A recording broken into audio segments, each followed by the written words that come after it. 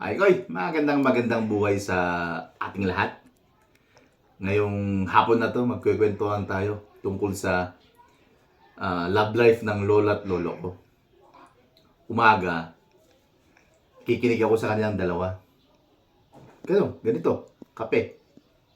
Sabi ng lolo ko sa lola ko, Ma, ano kaya kung ibalik natin yung kabataan natin, yung mga date-date natin noon? Kasi parang nakakamiss yun eh. Sabi ng lola ko, sige di, magandang ideya yan. Kailan natin gawin? Bukas ng umaga. Dun sa tagpuan natin. Sa may plaza. Sige. Mauna ka dun. Kabukasan. Dito ang tuwa yung lolo ko. Naligo, nagpabango. May dalang chocolate, tsaka flower. Nakapesto na sila sa yung lola ko. Doon na sa tagpuan ng lola at lolo ko.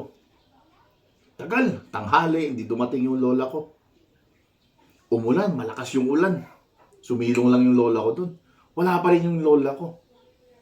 Tumila na yung ulan. Umuwi yung lola ko sa bahay nila.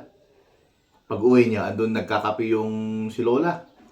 Galit na galit yung lola ko, sabi, bakit di ka pumunta? Ba't di ka sumipot? Yung usapan natin sa may tagpuan. Sabay tingin ng lola ko, sabay tingin. Di ako pinayagan ni mama.